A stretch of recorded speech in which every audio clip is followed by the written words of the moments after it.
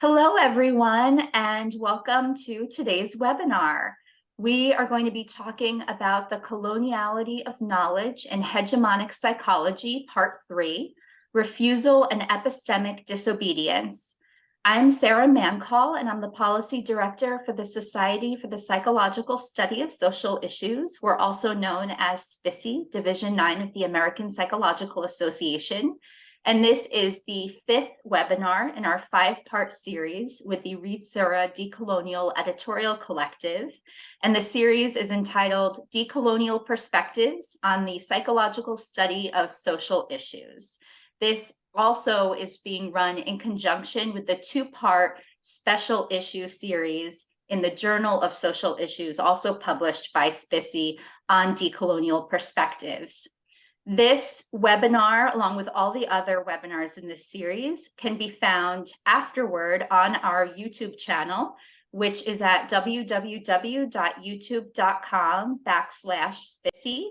And during the webinar in the chat, I will also put a link to all of the papers that are going to be discussed during today's webinar. So you can find all the papers. They're open access through the end of the 2022 calendar year. And now I am going to move things over to today's convener and discussant, Dr. Geetha Reddy. She is a lecturer in psychology at Open University, the Open University, and more importantly, a member of the Refusal Decolonial Editorial Collective. So the floor is yours.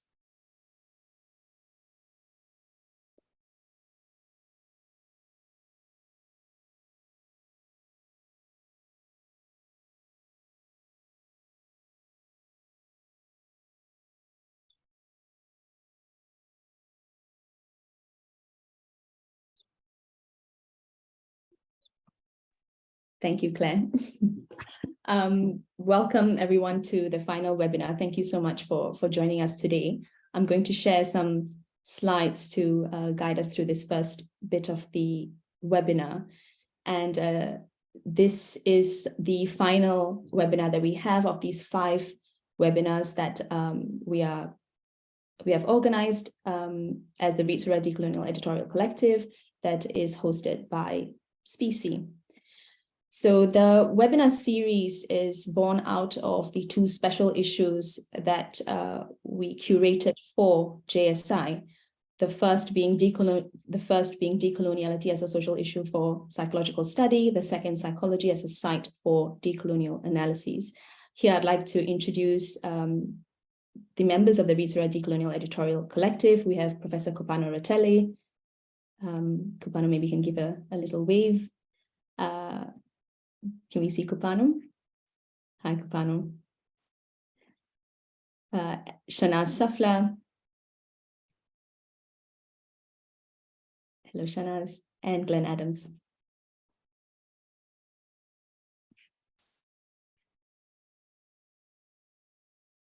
So in our initial call for the special issue, we received 83 submissions.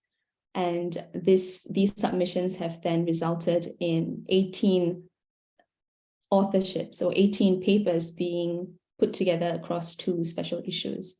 For the SPICY webinar series, we actually divided these papers across 5 installments. The first being the psychology of colonial violence, looking at bodies and space. The second, the psychology of colonial violence, looking at the coloniality of modern progress. The third, the coloniality of knowledge and hegemonic psychology, thinking about issues around what is rigor, and if that is actually indeed rigor mortis. The previous webinar was called the coloniality of knowledge and hegemonic psychology, where we confront the professional discipline. And today's session is looking at refusal and epistemic disobedience.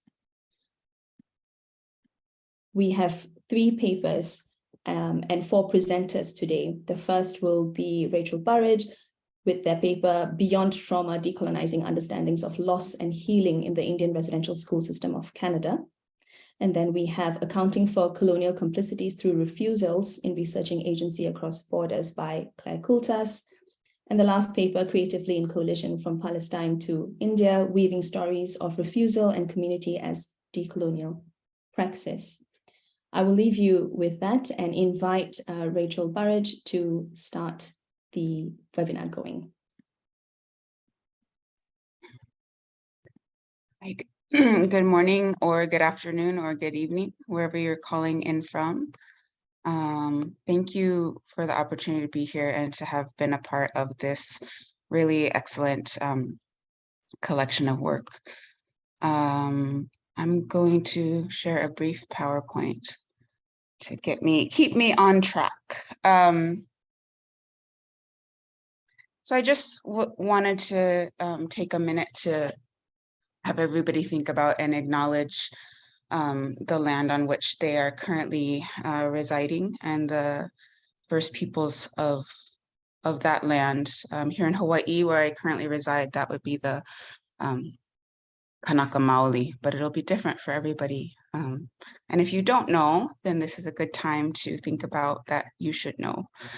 I'm going to be presenting this project, which was done a couple of years ago, together with Dr. Sandra Momper and Joe Gaughan at University of Michigan at that time. So I'm going to talk a little bit about the research in general, then the specific manuscript, and then kind of future directions for this work. So for those of you who are not familiar with the Indian residential school system in Canada, this was a system of forced assimilation in the guise of education that was funded by the Canadian government and administered by churches in order to try and delegitimize the power of the First Nations in Canada and allow for westward expansion across the continent. So there were 130 schools open between 1867 and 1996. And it has been really well documented that the conditions in these schools were very abusive and neglectful. They included physical, emotional, sexual, and cultural abuse. Children, as you can see in this picture, were actually forced to do labor to keep the cost of the schools down. And so they were, in general, very negative environments. So this project is based on testimony, public testimony that was given to the Truth and Reconciliation Commission of Canada by survivors of the residential schools. So the TRC, for short, took place between 2010 and 2014 and was the result of many decades of activism and a civil lawsuit that it was part of the settlement of. So they collected over 4,000 testimonies. There was a 3-commissioner panel. And this is one of the first, if not the first, incidents in the world of a Truth and Reconciliation Commission coming out of a civil lawsuit as opposed to the end of an armed conflict. And so there was survivors' oversight of the collection of testimonies and how this was run. In 2016, the data having been transferred to the National Center for Truth and Reconciliation, which is the National Archive related to this, they released almost 2,000 public testimonies. And at this point, it was basically raw audio of, the entire several-hour sessions.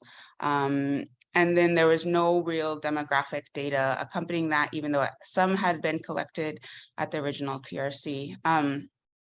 So a big part of this project was working with this team you can see here at the University of Michigan, and basically sitting down and listening to almost 500 testimonies and cataloging who is this person, where are they from, what school did they go to, did they have ancestors in the residential school system, what language did they speak, what First Nation did they identify with or are they a member of.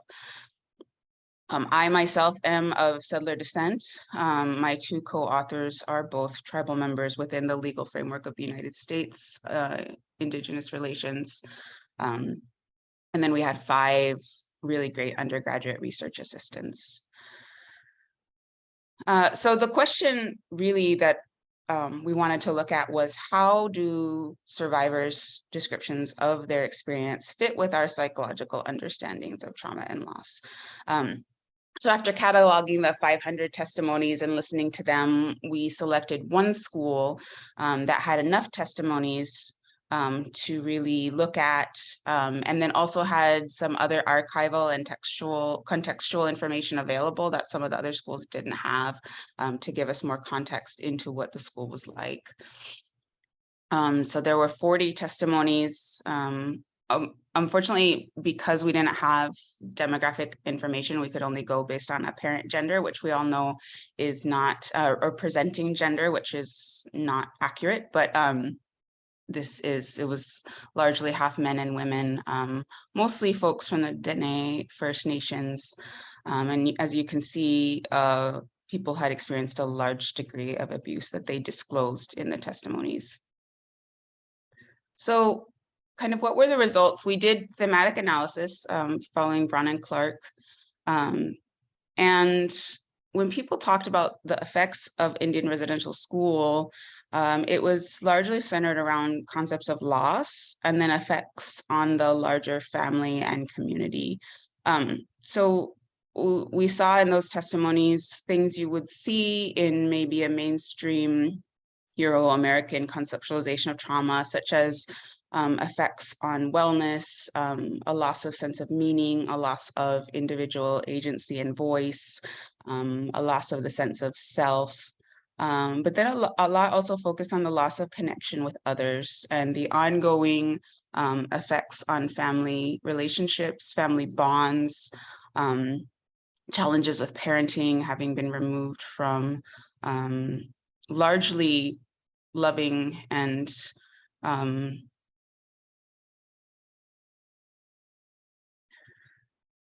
largely loving families who didn't use corporal punishment at all, and put into this environment. And then community effects, ongoing loss of language and culture, and negative health phenomenon in the communities.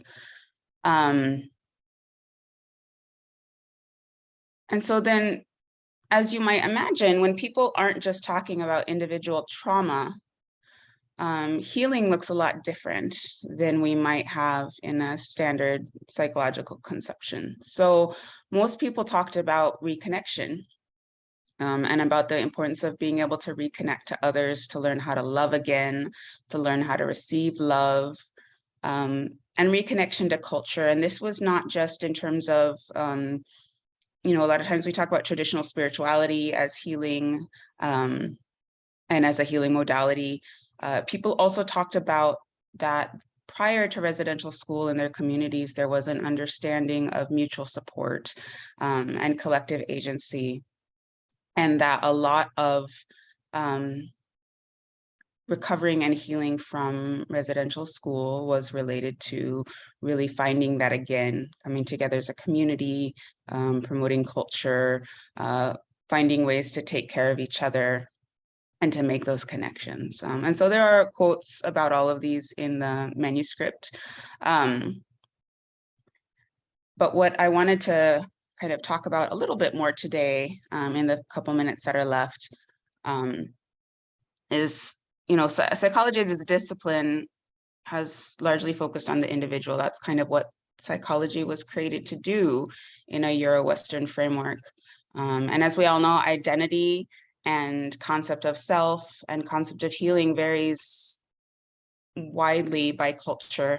And the sort of Euro-American individualism is actually fairly unique within the world. So it's not representative of the broader world, and what most people identify as when they identify with community. And so the kind of crux of this paper is the argument that if we want to decolonize psychology, and I would argue if we want psychology to remain a relevant discipline worldwide, we need to de-psychologize it. And by that, I mean looking beyond the individual, looking at how we can incorporate modalities of healing that are family-based. And I'm not just talking family therapy, but like how we can incorporate support for mental health through families. And when you think about how our legal and medical systems work, that, the client, identifying client, is always the individual.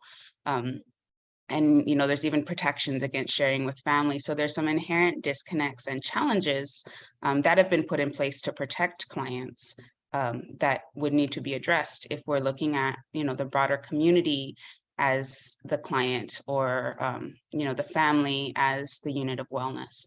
So, and then the last thing I wanted to add is that this project was secondary data analysis of archival data, and no one on our team had direct connections with the communities where people were from who had given this testimony. And so I think that's a huge limitation here. In my work now, I work in Hawaii, and what I do pretty much exclusively is community-based participatory research.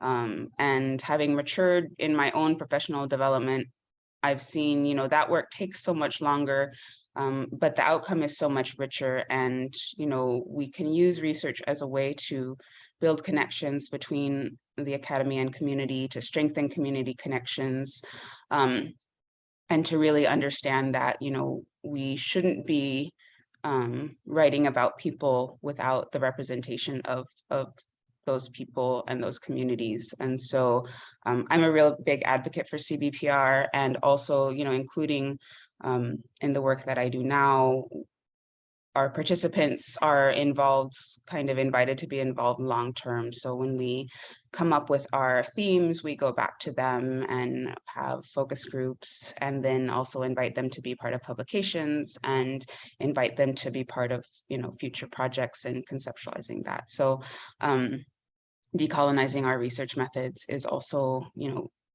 extremely important for generation of this kind of knowledge. And with that, I think I'm at about time. So I apologize, I cannot stay for the Q&A afterwards, but here's my contact information, and just thank you to all of the folks who have been involved in this project. Thank you so much, Rachel. Please do share your comments, your feedback, your gratitude towards Rachel's presentation in the chat. And please continue to do so throughout the presentations. Once again, thank you, Rachel, and we look forward to engaging with your work in future as well. On to our next presentation by Clare Coultas. Claire, if you'd like to share screen, please go ahead.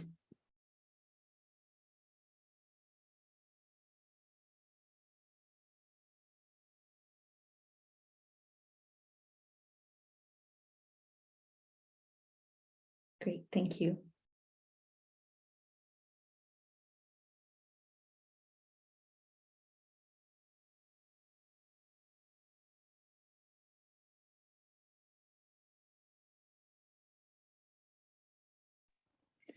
Hi, everyone. Sorry.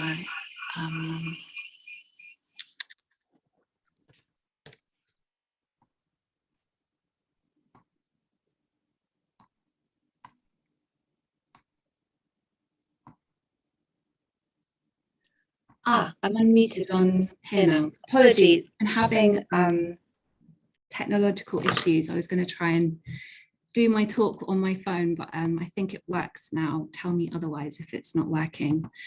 Thank you so much to Spissy, I think I'm pronouncing it okay, and Risura for inviting me to come and talk about my paper today. Rather than going over a kind of summary of it, I thought I would provide a little bit more context to the development of the piece, thinking critically about the involvement of white people and Westerners in decolonial projects. I'd not written a paper like this before, and it might be useful to speak about kind of the development of it and provide that context. I'll then talk through more specifically the concept of refusal and my own engagement with it in the piece.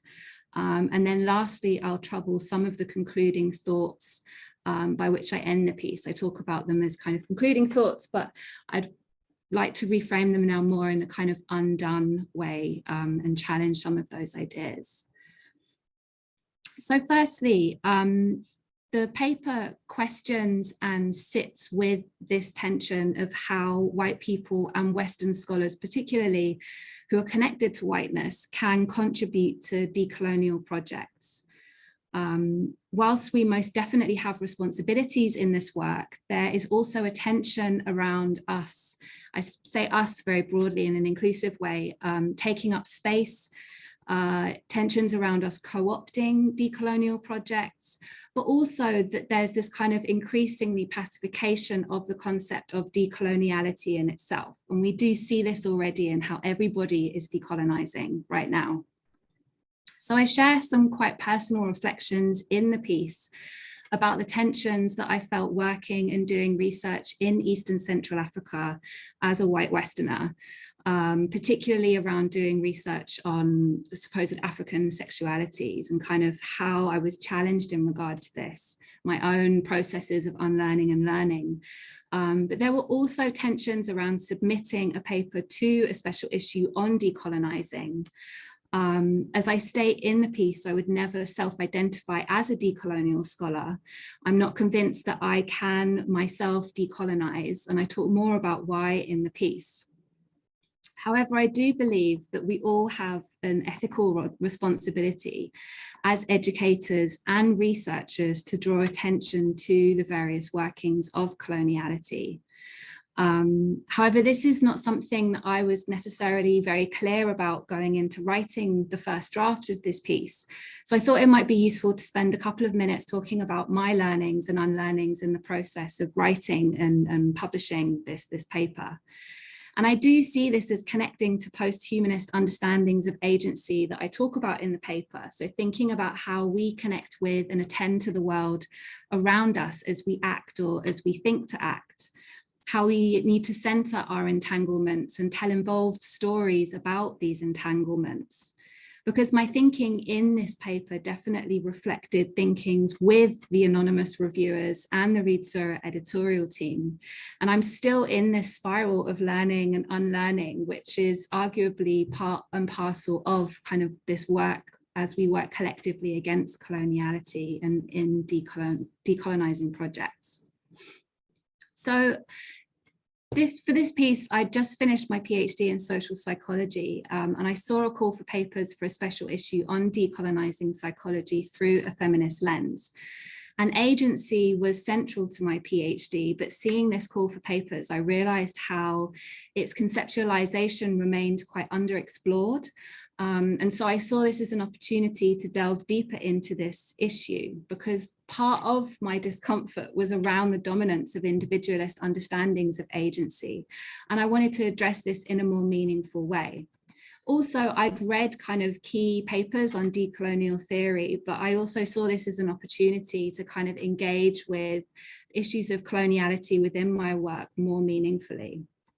So for this other special issue, I wrote the extended abstract that I submitted as a commentary, which drew together theorizing from feminist and social psychological literatures through a decolonial lens. And I saw this decolonial lens in terms of highlighting how Western divisive logics remain pervasive. However, when it came to submitting the full paper, I'd already begun to think about how I couldn't really write this kind of literature-based piece without troubling my own positionality in my research, but also in bringing these different literatures together. One reviewer loved this kind of intermingling. It was written in a similar way to this specie publication with kind of conceptual bits and then refusals in italic text. One reviewer loved it, whilst the other didn't think that the reflections were useful if the empirical work wasn't included. And I think this does speak to ideas about methodology and ideas about rigor, which I think was covered in another one of these talks. I didn't want this to become an empirical piece, and the editorial team for this other special issue said that too much work was needed for it to fit with their publication timeline.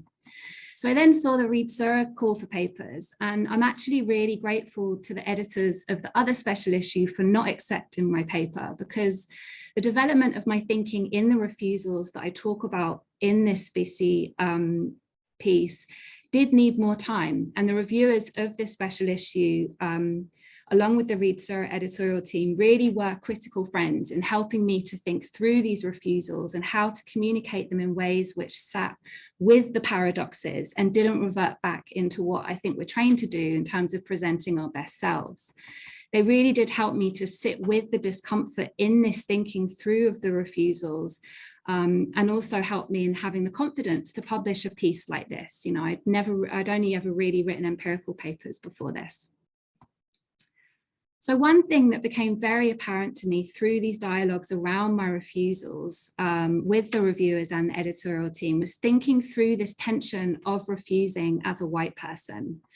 So in thinking about refusals, I've been drawing on the work of Eve Tuck and Kei-Wen Yang, who identify refusal as a methodology for decolonizing the social sciences, in that all social science research can be seen as colonial in its focus on the pain stories of marginalized communities. They talk about how we serve up pain stories on a silver platter for the settler colonial academy, and thinking about the kind of collective and representational harm that these pain stories cause. In my new role teaching, doing much more teaching, it's striking and concerning how absent these more political and ethical discussions about legacies of social science research are. But in the piece, I also draw on the work of La Paperson, another pen name for Kei-Wen Yang, which was actually recommended to me by the Read Sur editorial team. And La Paperson, I drew on La Paperson's work to think about how even small acts of refusal can contribute to wider projects of decolonizing universities.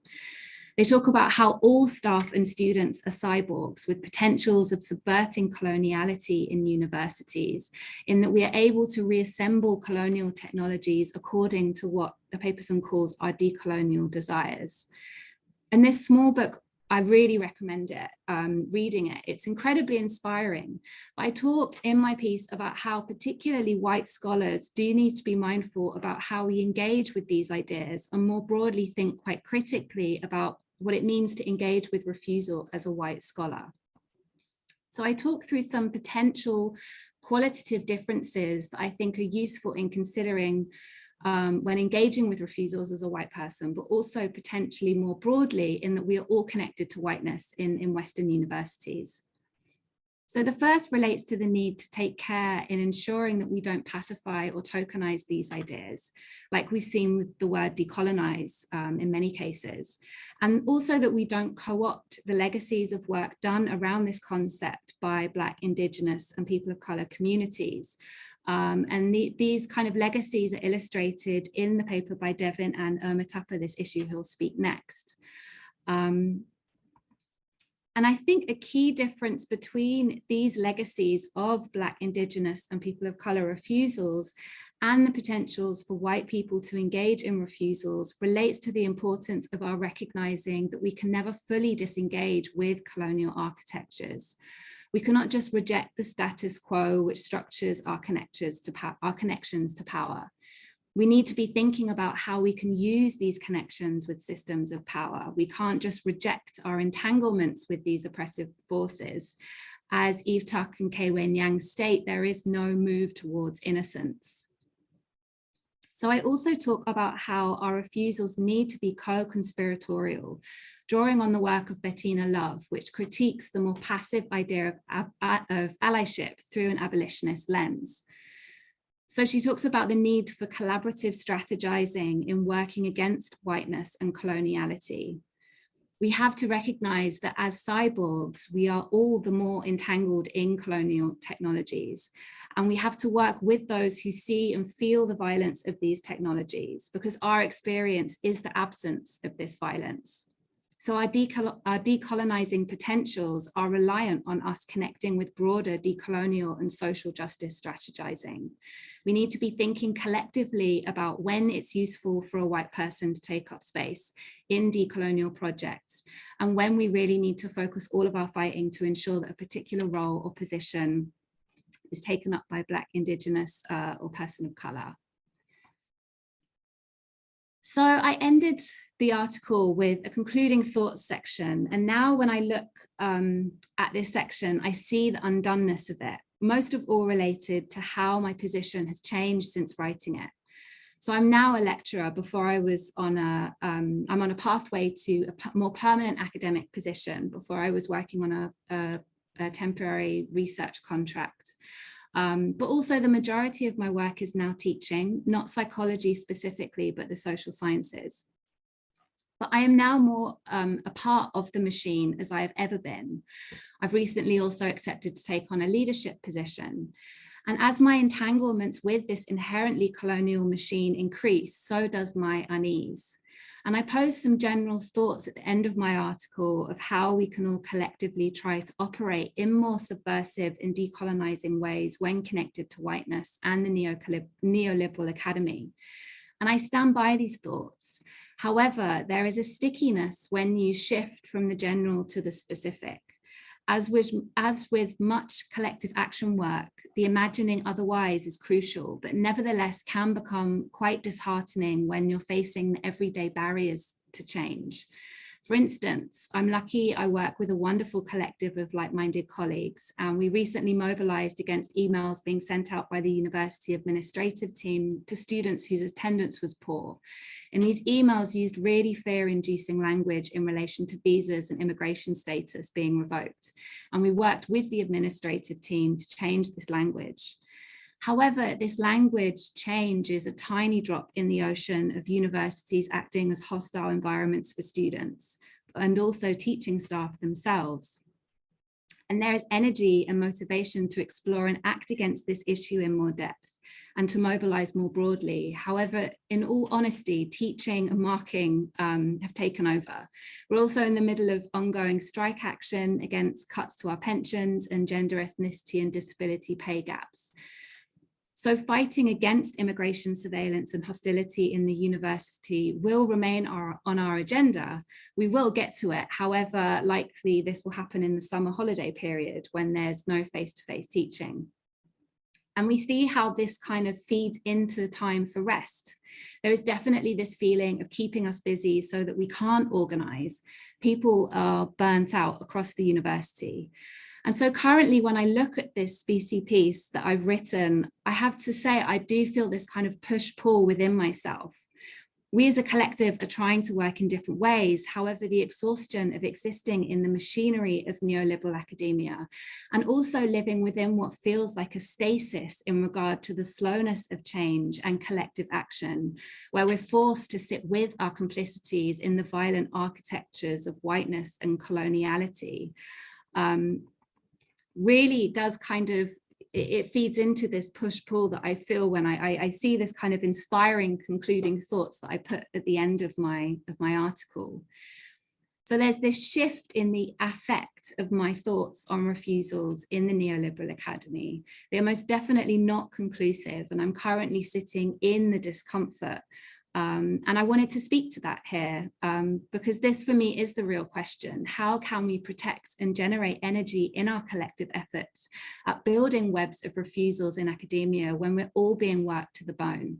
This, I think, is the question in much activist and anti-capitalist work right now. And I'd really love to hear people's thoughts and experiences in regard to this.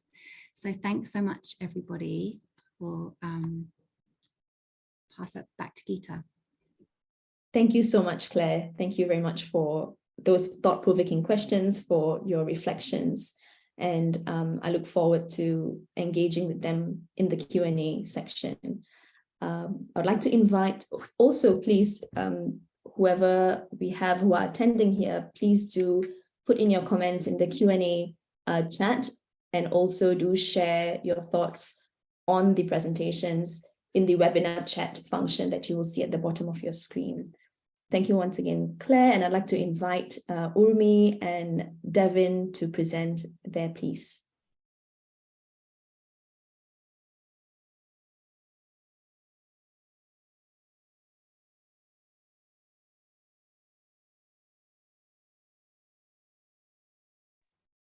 Thank you. Should we get started? Yes, please go ahead. Okay, thank you. So I'm Devin Atallah, and I'm here with my cherished colleague, friend, co-conspirator, Urmitapa Dutta, and we're going to share about our submission, our article. Before we begin, just a quick piece here. We're going to do a little bit of reading from the paper itself and taking turns, switching back and forth, and beginning and closing with poetry. This poem that we're going to start with is called The Calling. And this poem was written by Nihaya Abu Rayyan, who's a narrative therapist and decolonial activist in Palestine.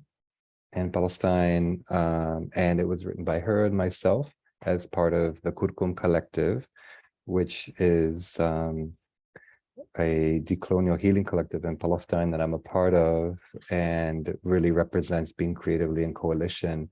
And that, in many ways, what the paper that Urmi and I wrote centers. And so you're welcome to just take a moment to sit with yourself, with your lands, with your peoples, wherever you are, and reflect and hold these words. The poem again is called The Calling. We are called to sow the earth in our lands where everything dies and justice waits. Here we fly like wasps through the veins of humanity, with drops of sweat and blood that promise honey figs in our hands. Here we harvest liberation, and the very next day go back to work. Our eyes blinded by bullets, yet still we see far into the future. Because the soil teaches us that we don't have to wait for justice to fall far for us from the tree. We can live into the dreams at the level of our rooftop gardens, our revolutionary relationships. Even when thorns cut our feet, when we stumble and return to the earth, we rise again to kiss the sun on our grandmother's hands, stained yellow with turmeric, with no time for purposeless pain, no compromise with death. We fight for the removal of colonialism from our lands and from our lexicon, where we work like an inverted flower, like a timeless proverb or a resistance poem. Here we are called to sow the earth, guided by our love and the weekly home visit from war to war.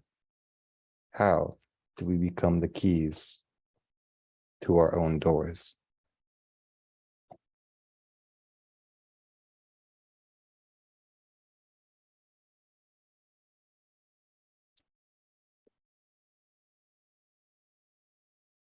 So in coming together to write this paper, Urmi and I interwove our deep roots in Global South communities. And we sought to center the ways that our understandings of decolonization and decoloniality are most precious when our theories live in our flesh, born from our bodies and from our relationships into ourselves and each other, and to our ancestors who resist colonialism and coloniality in their lives and in their deaths. So this theory in the flesh teaches us that decolonizing and decolonial processes are rooted in the fight for the right to exist, to belong, to express the full range of our humanity.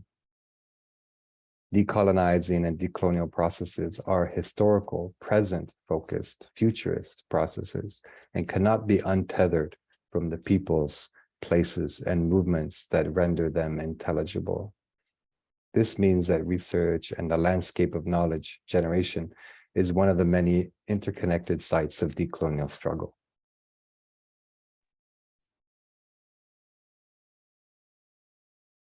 In these landscapes of struggle, one of the ways that we strive to bring in our full humanities is by enacting refusals.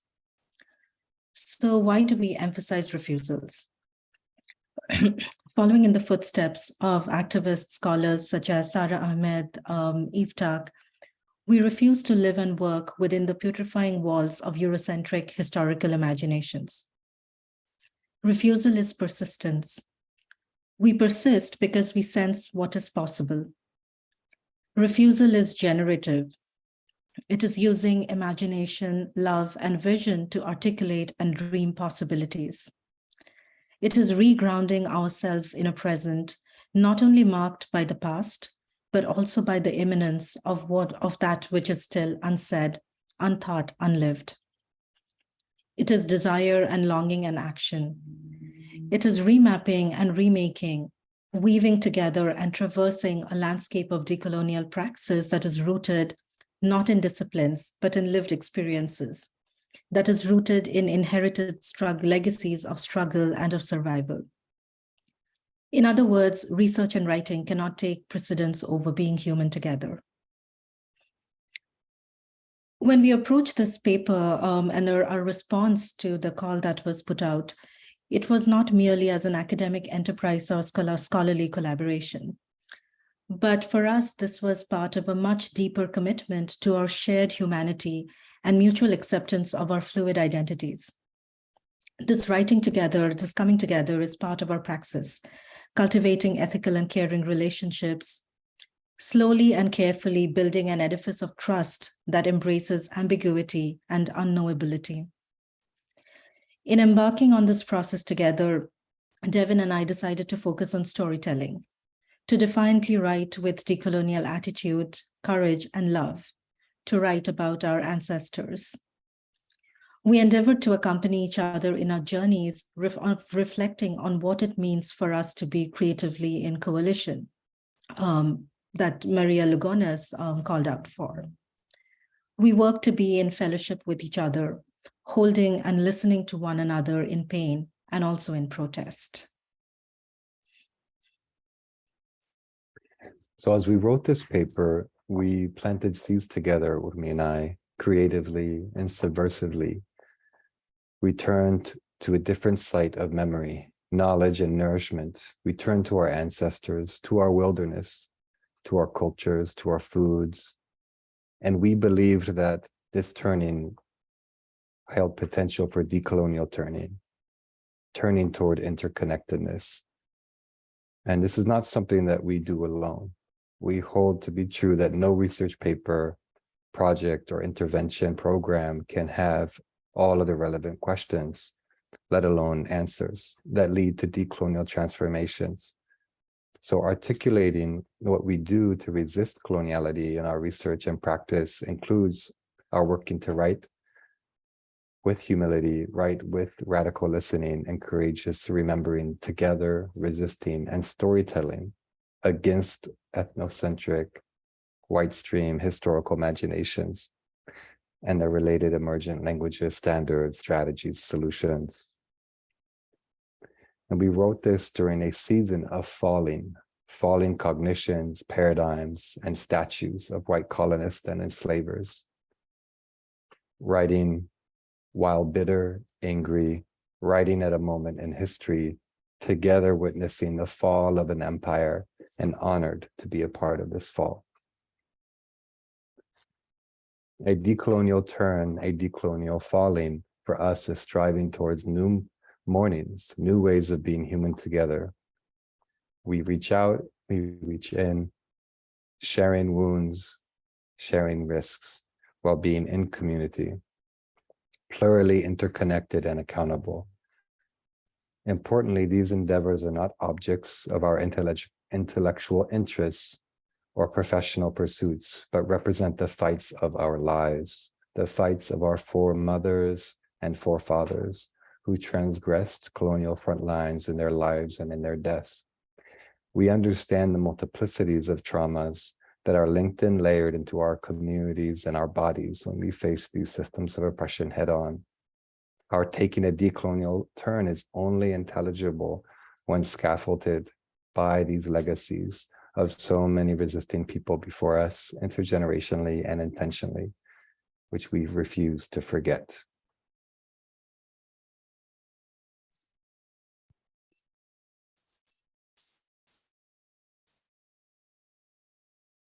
In the spirit of refusal and particularly of refusal to forget, we would like to end with a poem that was based in the lands and waters and struggles of Mia people in the northeastern borders of the Indian state. I share this poem. I'll read this poem, and it speaks about how we come together in struggle in the riverine islands, or what are called chores of Northeast India. And it's the struggle and it's the love that the academy is often unable to see, and that in many ways we protect, and we decide what the academy gets to see and hear.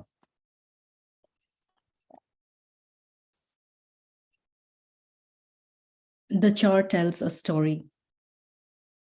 Profound crevices in the earth, telltale signs of the river Becky's fury, a visceral memory, the color and texture of fear, when Becky flowed with blood and tears of char dwellers.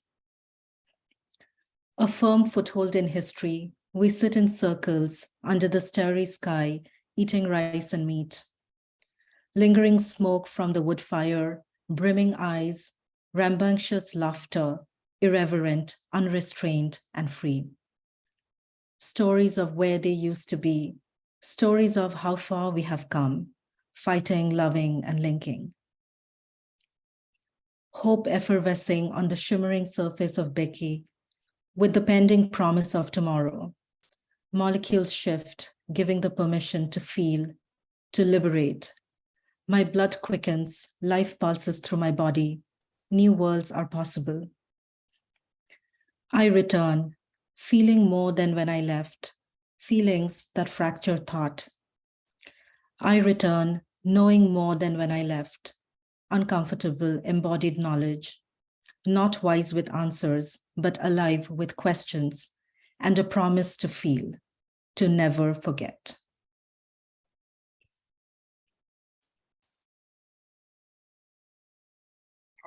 Thank you, everyone. Thank you all. Thank you, Urmi. Thank you so much, Urmi and Devin. That was such a beautiful, evocative presentation. And I'm left with now the task to try and bring everyone's presentations together and guide us through some questions, perhaps. Please do share your questions in the Q&A and chat, dear participants. And whilst we have Shanaz and Glenn to look through and collate some of these questions, I will share some of my own thoughts on what was discussed today.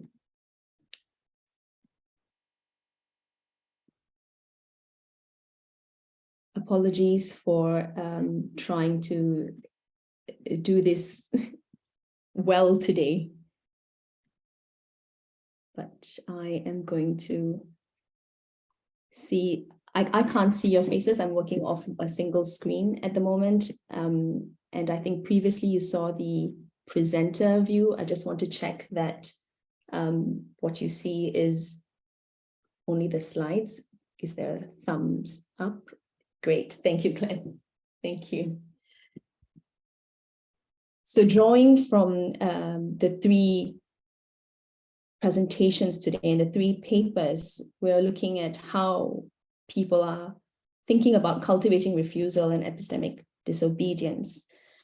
And a thread in all the three papers is the refusal to accept the constraints of the disciplined. So when Devin and Urmi talk about telling stories of refusal and community, they are talking about ways of knowing and being creatively in coalition, defying the strictures laid down by the discipline.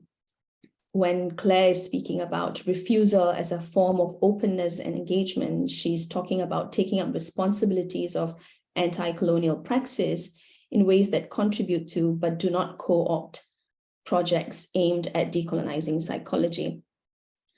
When we think about refusing the discipline, Rachel is talking about the project of decolonizing psychology may actually entail the seemingly paradoxical de-psychologization of the discipline. And there is a strong thread against the individualization of the field, the individualization of one's positionality, and a deep desire for a recognition of the shared humanity. And these are guidance that are given by the three presentations today on how we can actually cultivate these refusals, so that these refusals are not inactions, but rather conscious actions that we are making towards the praxis of engaging, or anti-colonial or decolonial praxis that we have to engage in when we are studying social issues, when we are thinking about the field and thinking about our roles and responsibilities as researchers, as members of communities that we belong to and come from, and who have actually nourished us and allowed us to be here as we are today.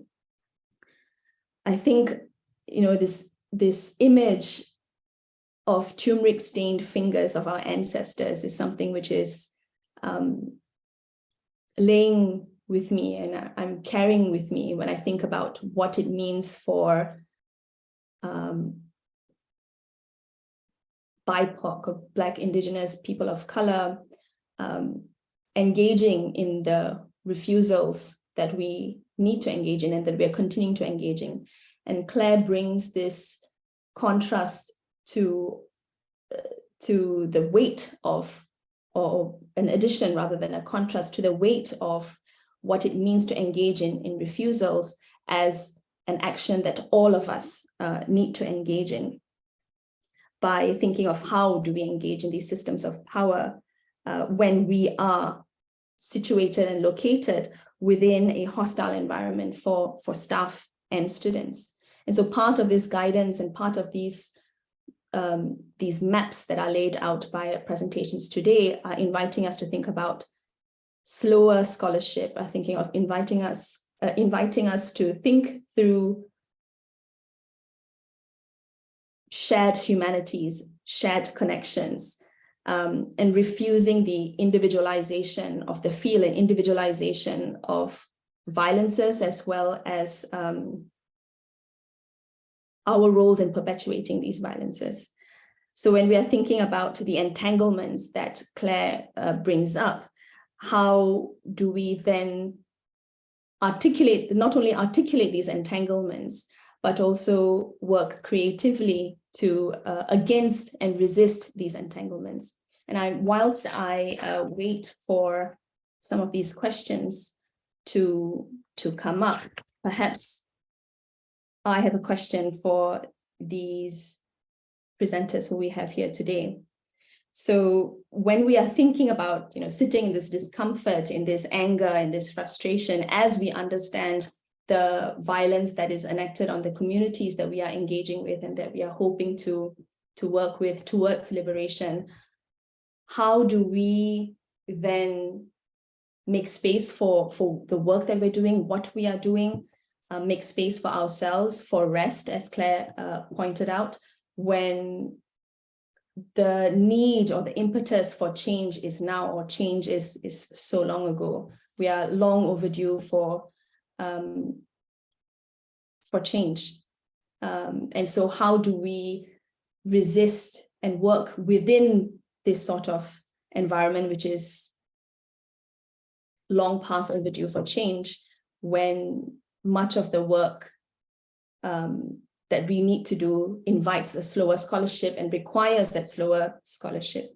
So perhaps that's the first question that I would like to ask of our presenters. And whilst you maybe take some time to think about it, I want to share a few points about where to from here before we can open up into Q&A. We have been thinking about and listening to many of the questions and comments in the last 4 webinars that were created, where conference attendees or webinar attendees have been asking for a global network or building some sort of network of colleagues who are thinking of decolonizing psychology, working in decolonial praxis within psychology.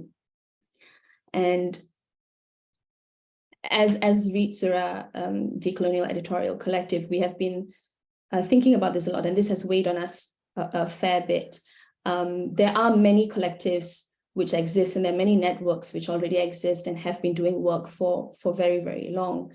And the intention is not to replace any of these networks or to speak over these networks and to erase or forget that these networks have been actually necessary for our survival for very long. But perhaps what we would like to do with this is to build some connections between the networks, and we would like to be in conversation with some of these networks that already exist, as well as invite scholars who do not have any of these networks at the moment to join some of these networks and establish some connection with other scholars. If this resonates with you, I will put this link in the chat for you to detail some of these things like email, where you're coming from in terms of what are the issues that you're thinking about and what you would like to hope that such a network can provide. So the intention is not that we are, as Refusal, going to run this network or to lead this network, but we would like to do something together with other colleagues who would be interested in this. So I'll put this link up in the chat. And then with that, I'll open for the Q&A for our webinar session, starting with that first question that I gave earlier for our presenters who are here. Thank you.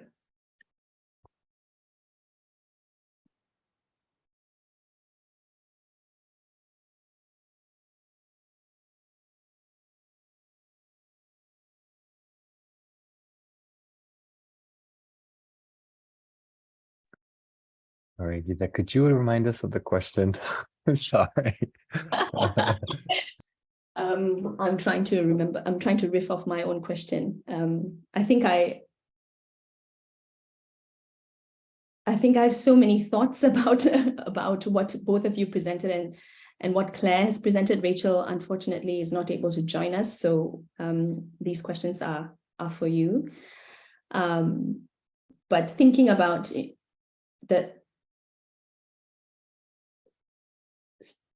this tension between slower scholarship and longer, deeper engagements with the communities that we are in and working with, against this, the ripeness for change. We are so, or liberation rather than change. We're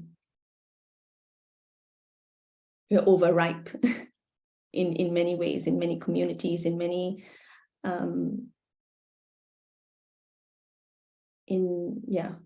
liberating ourselves from many of those violences. And when you mentioned, we are, how do we become the keys to our own doors?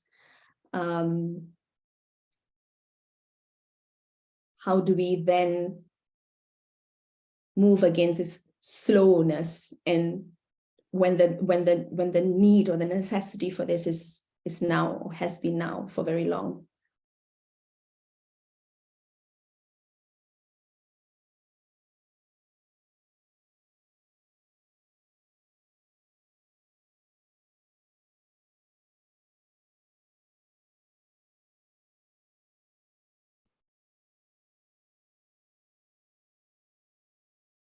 Claire, would you like to? I see you're unmuted, but I'm not sure if that means you can. I can't hear you. I think you might have to mute this and unmute. Sorry, I'm in a room which the light is switched off.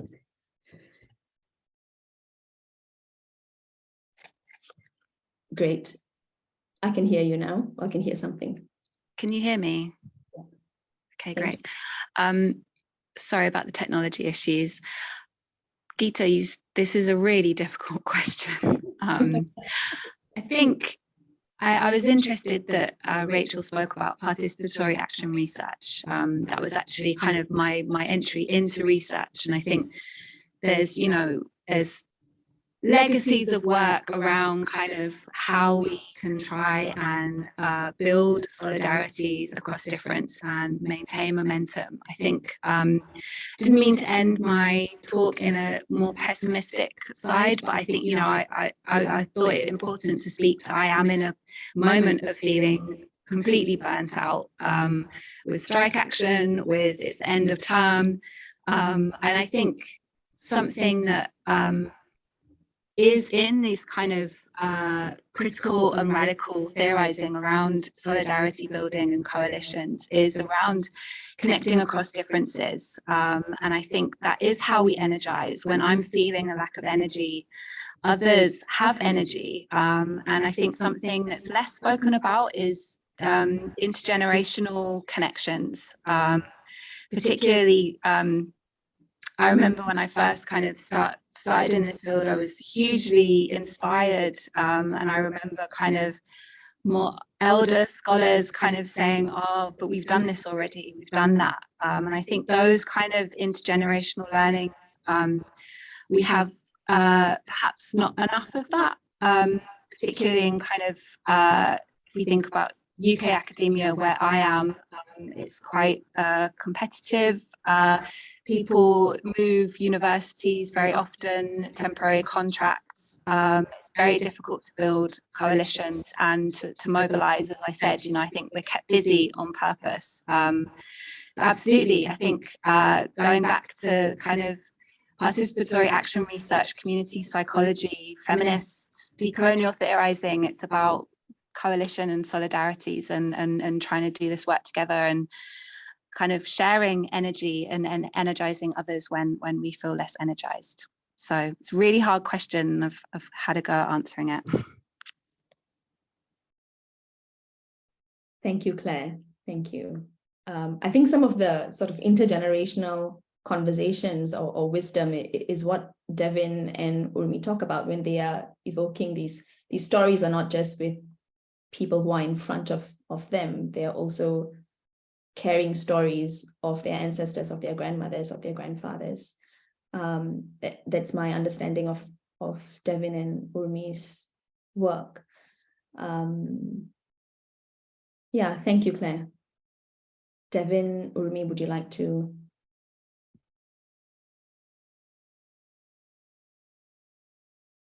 Devin's a huge sigh. Devin, do you want to respond?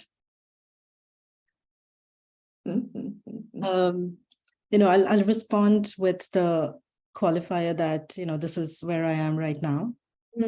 And I think, more and more, I feel like in these conversations, we need to stop centering academia and scholarship, because that is definitely not the point of, that's not where the energy or inspiration comes from. And I think there is a way in which when we center that, we can also somehow make it feel like we have the solutions, like there is something special about academia from where these solutions can come.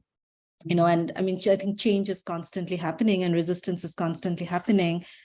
And I think, part of the struggle is also that, that you are, when we are in these neoliberal institutions, and then I think they play out in different ways. If you're in academia, you encounter different forms of the different manifestations of the neoliberal missionaries, and you'll encounter it differently if you're in the nonprofit industrial complex, for example. So I think, there aren't any institutions that are pure or authentic or decolonial in that sense.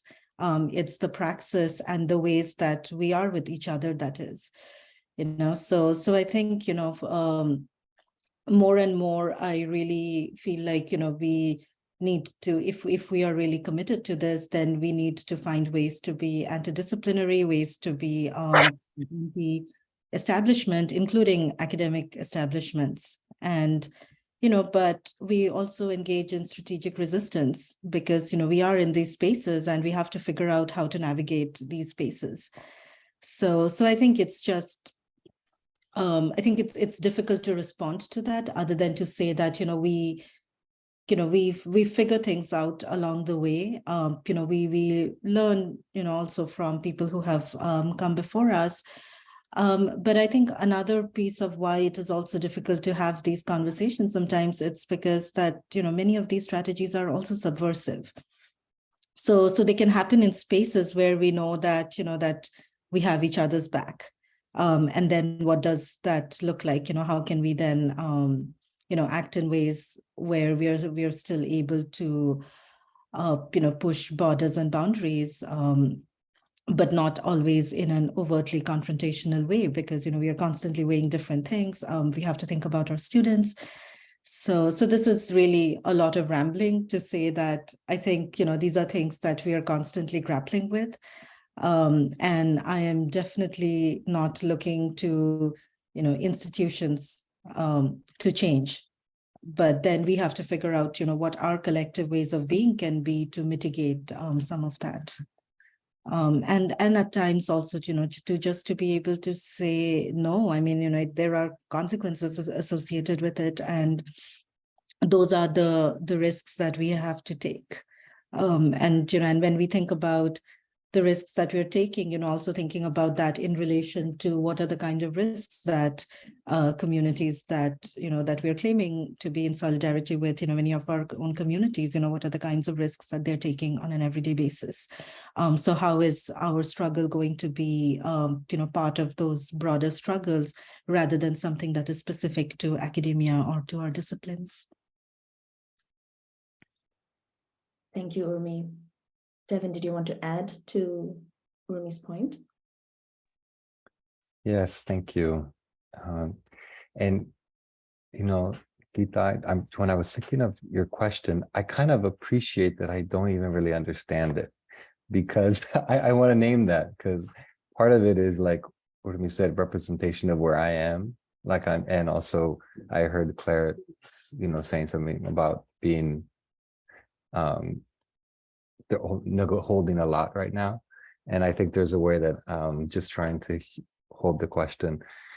But what I hear from what you're asking is something about there's a sense, a real sense of urgency in terms of needing and requiring and demanding change and toward liberation, and a sense of just wondering what is kind of like what Adrian, I think Marie Brown talks about as how do we, what would be a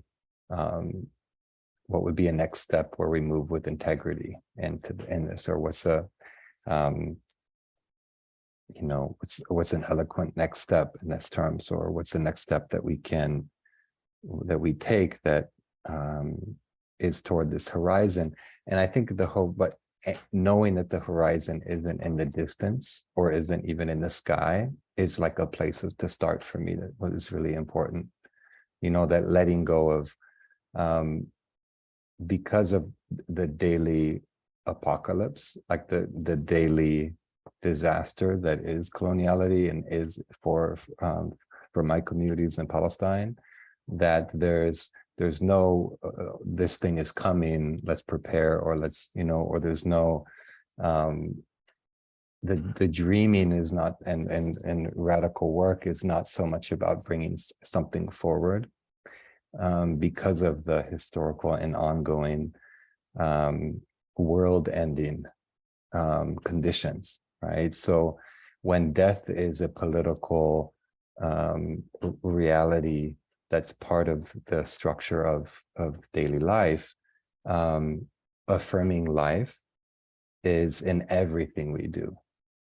So the academy has a little part of that, but as Urmi was saying, a step of decentering the academy becomes so important because our resistance is in everything we do. It's, so it's the refusal is refusing the world while affirming life. So it's not just refusing academy or refusing, like we refuse the world. And we do that while we affirm life. We reaffirm the abundance of love in our relationships that is everywhere, and that's always been everywhere. And we are in community means that we're in community with the dead as much as the living.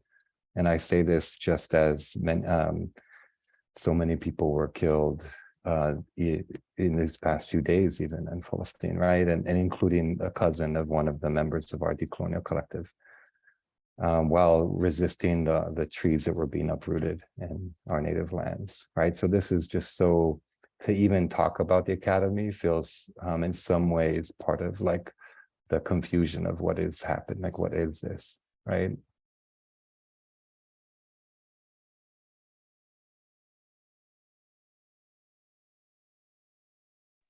Thank you, Devin. This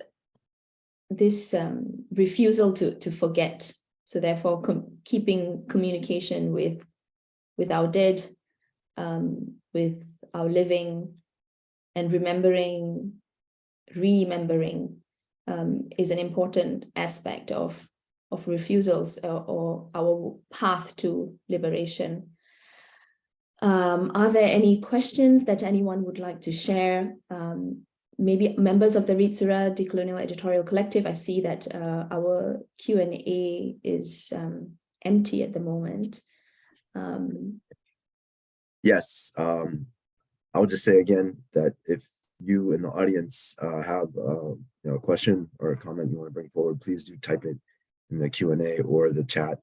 In the meantime, I think I'll pick up on what Geetha had just said and turn it into a question. Memory or remembering or refusal to forget is an important part of, one can see it in all three of the papers. It comes across especially in Devin and Urmi's paper and Rachel's paper as well, in a different way, thinking about how past and present live together, and how an important part of I think the story she's telling is that colonial violence, thinking about the psychology of colonial violence, isn't just the kind of mind part, but the disruption of the sustaining of life, or those forms that sustain life. One has to remember them. So the question I have, or what I wanted to do, is give everyone an opportunity to say a little bit more about what kinds of things go into that memory. When you're saying like refusal to forget, what kind of things? Just an opportunity to elaborate them or enumerate them.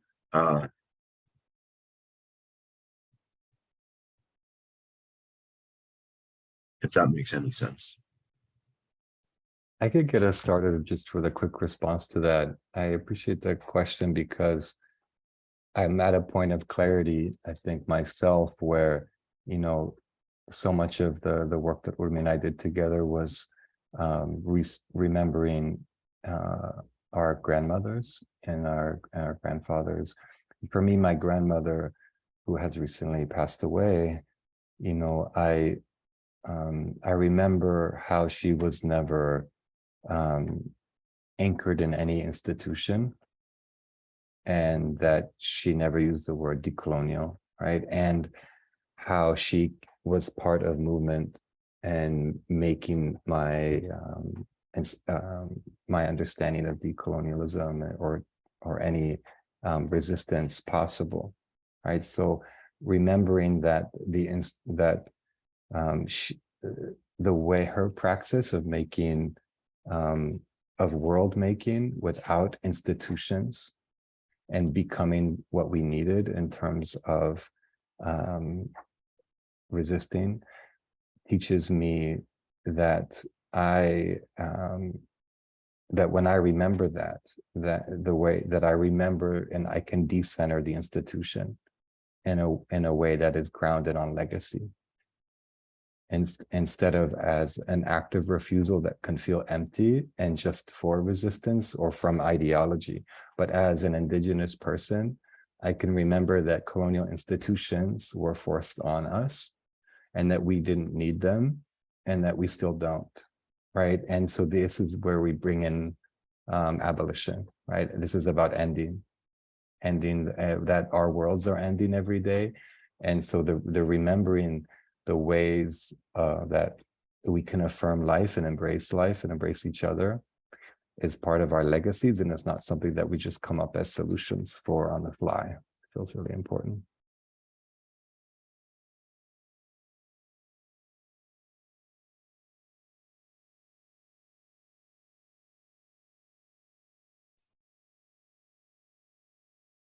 Thank you, Devin.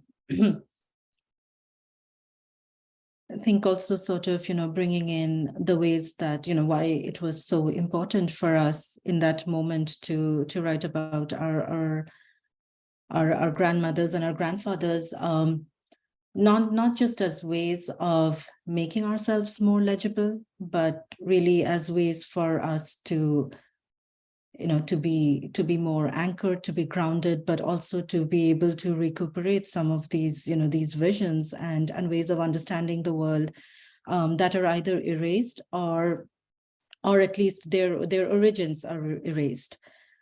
For me, this remembering my grandmothers was really about, was really about going back to where where storytelling came from for me, and particularly sort of how storytelling is connected to history, not history with a capital H, but a history with a small h, where it's basically thinking about what are the stories that reside in the everyday, really like what is considered mundane, what is not considered interesting, but but that is where life happens, and that is where stories happen, and that is where so many different forms of resistance remain embedded, often that remain unintelligible to us. So for me, it was about really seeing how through their life and through their stories and storytelling that we are able to see and understand and locate agency in spaces that we may not think, where there is agency. But for me, when I, in honoring my grandmothers, I realized that the refusal to forget is also a form of rewriting and a different imaginary. Particularly, in this case, it was also very gendered. For me, so much of the stories about my grandmothers that are told now are about their sacrifice, and about, how much they gave. And for me, and I also see the parallels between that and the movements that I'm a part of now, or movements that I'm in solidarity with. And so that part of, that different imaginary or of rewriting is also about, moving away from any kind of space that tries to valorize women's sacrifice. So for me, the refusal to forget is also refusal to forget the pain and to step into a different imaginary where that is not predicated on someone's pain and sacrifice alone.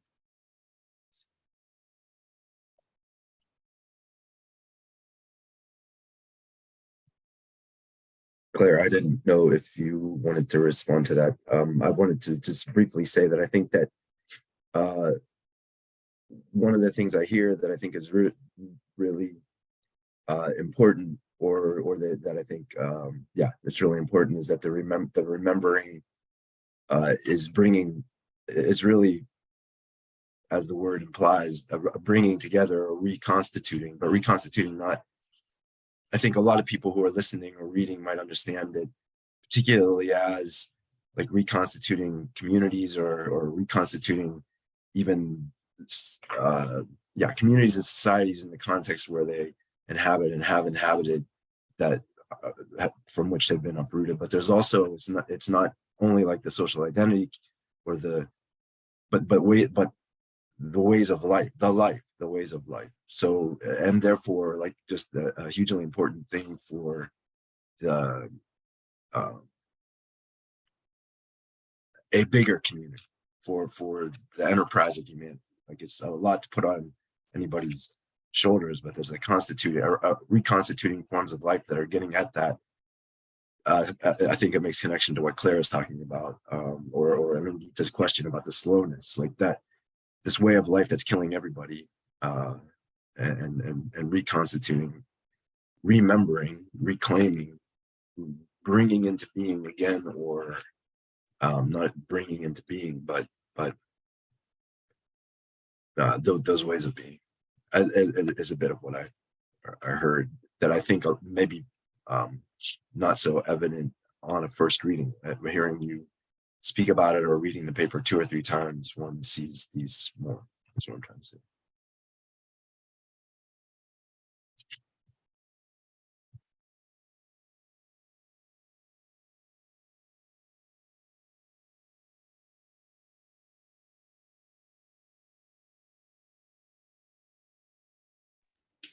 If I could add, can you hear me? Sorry, I'm like doubling up again.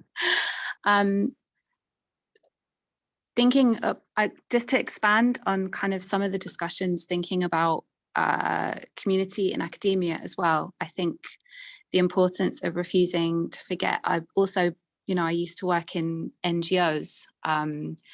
The importance of not forgetting what's gone before. I think, in academia, there's this continual pressure to come up with novel insights, to the newness of thinking, and how we're trained in that context to kind of, constantly repackage things as if they've not been said before. And I think it is an issue within academia that whole like literatures or kind of fields of research are not included, and this rush again to kind of produce novel insights. But similarly in the NGO world, I only worked in it for kind of 7 years, and even within that, seeing cycles of participatory research, this new technique, and kind of forgetting about decades of work that's gone before, and this repackaging of things is new.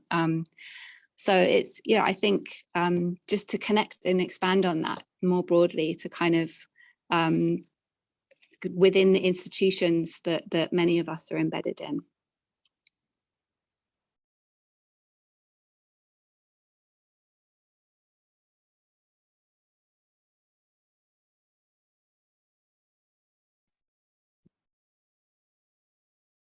I think Shanaz's connection has dropped off, unfortunately, so we are unable to hear from her or to ask any connections. She's just sent me a message as well that she's having trouble connecting to the internet. But I see that we still have a few minutes, and so I wondered if the presenters had any questions for each other in this space.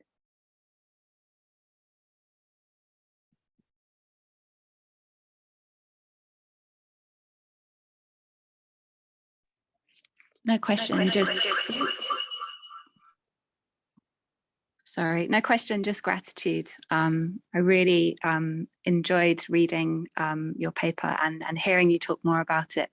Urmitapa and Devin, thank you so much.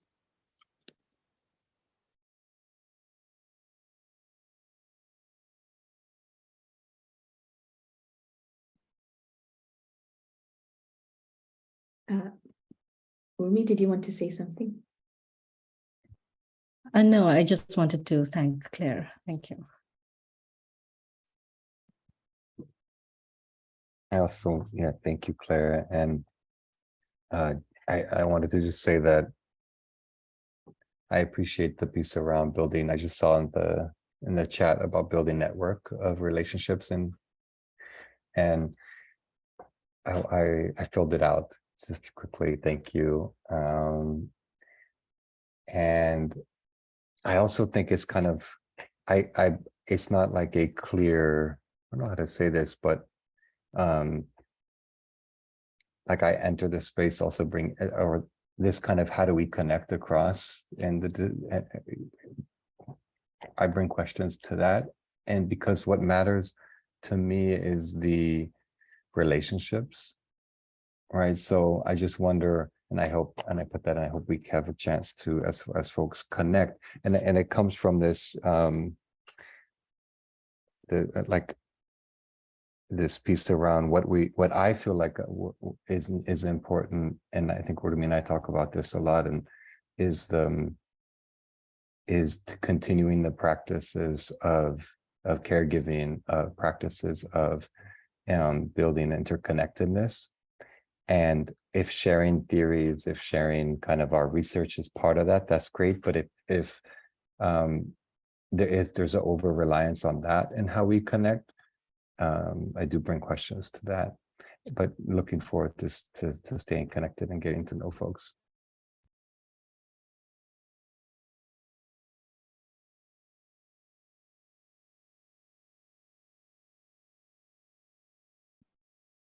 Thank you, Devin. I think we didn't take this issue of having this network too lightly. I think thinking about it's something that we've been thinking about for some time, because we had 83 submissions to the special issue, and we're thinking, how do we actually work with everyone, work together, share our thoughts, our ideas, our hopes, with all of these colleagues who have actually spent so much time to put together something for the special issue. I think this is something that we've been thinking about for a few years, but in this webinar, post sort of webinar sessions, which today I'm not sure whether we might have, given we have very few attendees. But in these post-webinar sessions, we've also had colleagues who have been asking if we are going to continue, where to from here.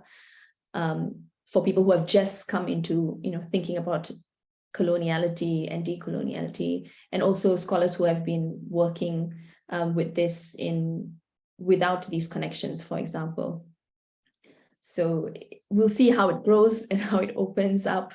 The intention is to build connections across collectives that have already been there, not to replace any of this work. And I guess this is a discussion for beyond today's session, but it'll be nice to see how people respond, who responds, and what we can do from here. If there are no questions after this, I mean, I have too many questions, but I don't want this to be a sort of Geetha asking questions for everyone and a conversation. I would, love to say thank you so much for your presence, for sharing your thoughts, thoughts of your ancestors, and for reminding us to remember and to keep, exercising compassion and developing curiosity about the things that we are doing and what has already been done and how we can move from here. So thank you so much, Urmi, Claire, Devin. I really appreciate you and really appreciate your work. It's been a beautiful ending to our webinar series. And these webinars are recorded and will be on YouTube for us to access at a later time and to keep coming back to these conversations. So thank you so much for your time. It's been lovely to have this closing to our webinar series. On behalf of the Refusal Decolonial Editorial Collective, I'd like to express my gratitude. Thank you. Thank you. Bye, everyone. Bye, everyone.